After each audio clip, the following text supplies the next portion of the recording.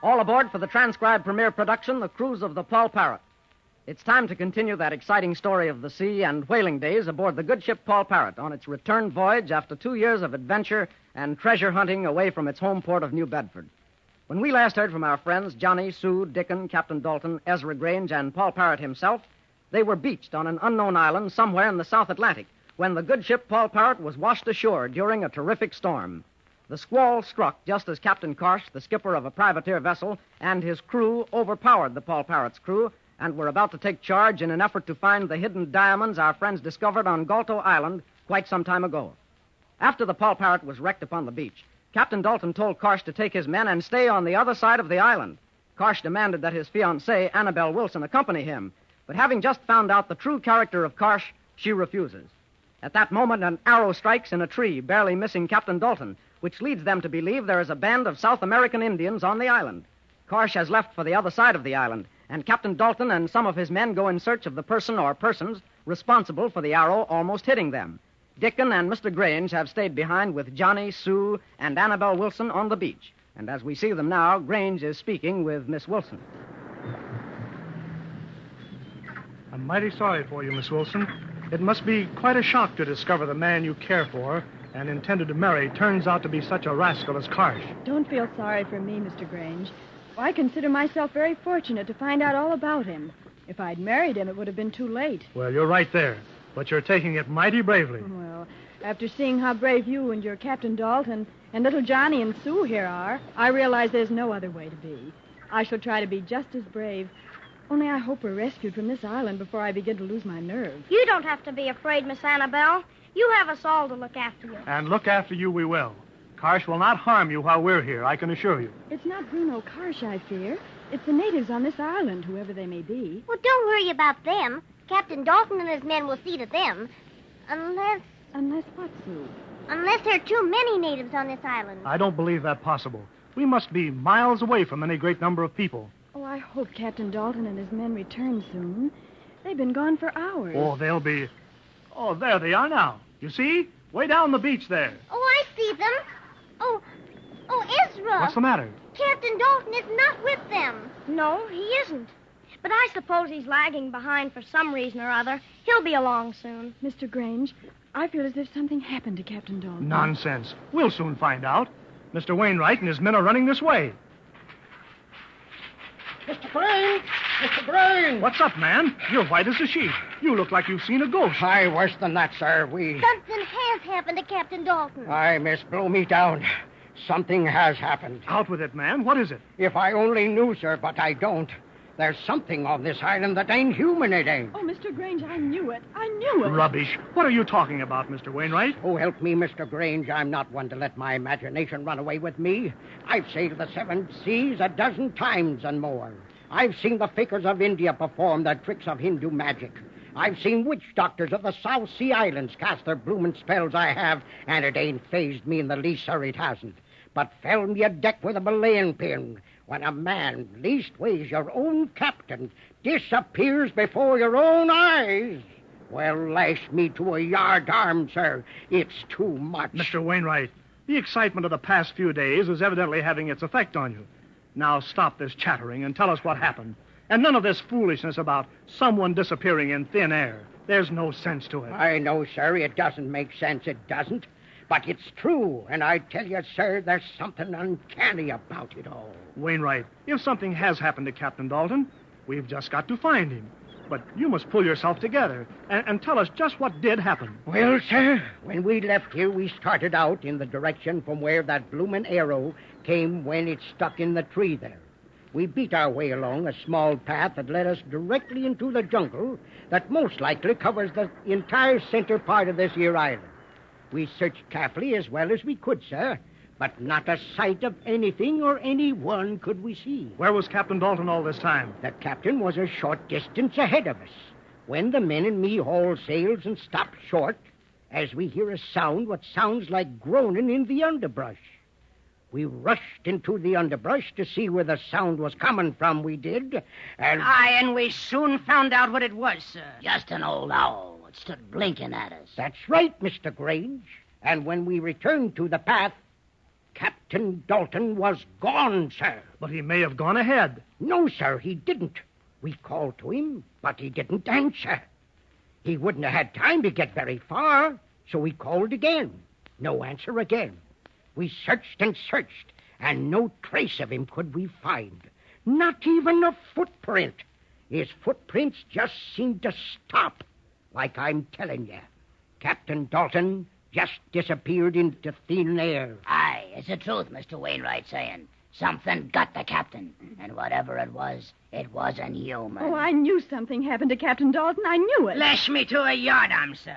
I'd rather have gone down with the good old Poll Parrot than try to hook up with something you can't see. Blimey if I wouldn't. Mr. Grange, I'm frightened. Look here now. We must keep our wits about this thing. We've got to find Captain Dalton, so I'm taking charge. Wainwright? Aye, sir. Round up what's left of our crew and Old Dickson. He's down looking over the Poll Parrot to see what has to be done to put her in repairs. We'll search for Captain Dalton, but we won't take any chances. So we'll all stay together until we find him. Aye, aye, sir. At that, it may have been better to allow Karsh and his men to stay with us.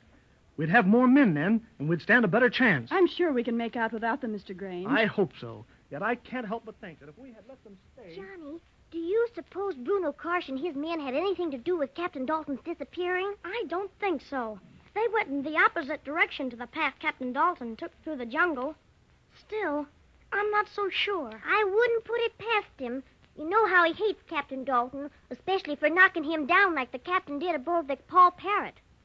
Why, I'll bet right now, if he isn't the one who captured Captain Dalton, he's most likely plotting to do something so he can get Miss Annabelle back and those diamonds. Last is I'd, Briney. I'll settle matters with that Captain Dalton if it takes me to my dying days. He's a smooth un, he is. But s'help me, he laid you low for fair, he did. Hold your lip, you bloomin' hook arm, or you'll know what's good for you. You ain't scaring me none, you bloomin' barnacle. Now listen here, Briney. I'm still your captain, and you'll not talk to me like this. Captain of what? Cast away like we be here on this island without a ship, and you still wants to be captain. Blimey, that's good it is. Drat you, you swab. I'd tear you apart, I would, with my bare hands, but for one thing. Aye, and you know what that one thing is. Briney, keep that hook hand of yours away from me. Keep it away. I wouldn't use it on ye, me pet. It's just to remind ye we be on even keel now, we be. Besides, I'm a-willing to work with ye. But remember, on even keel. All right, Briney. I need you. You're my first mate, you are. A captain's got to have a first mate. I was your first mate. I'm skipper now, same as you. Remember, even keel, says I. All right. Now listen. There are two things Dalton's got what we want. Aye. Your betrothed Annabelle and a swag of diamonds. You're right. Annabelle and those diamonds. Somehow we'll get 'em both. I'll have my Annabelle back, and we'll split the diamonds. You'll have your Annabelle, and I'll take the diamonds. Why, blast you! Even keel. Remember, even keel.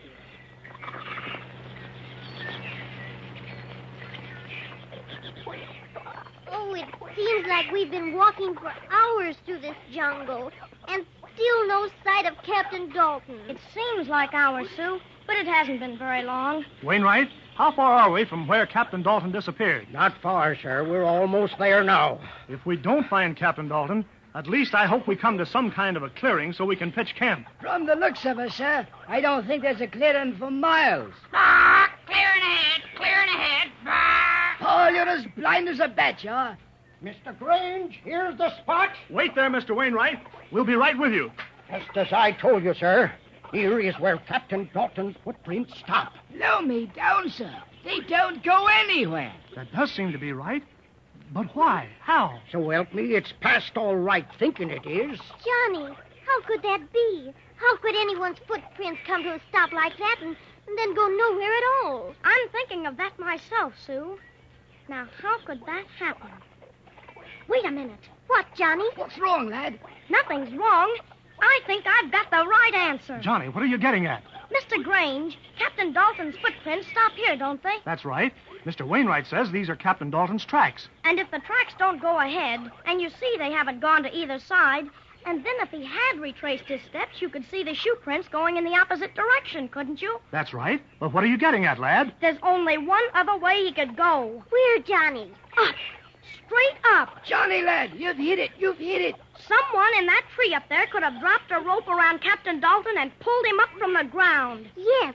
And the way those vines hang from the trees, they could have swung from tree to tree without ever coming back down to the ground. That looks like the plausible answer, all right. Mutiny! Mutiny! Where did that arrow come from? From above in that tree. Oh, look! Good Lord. Savages!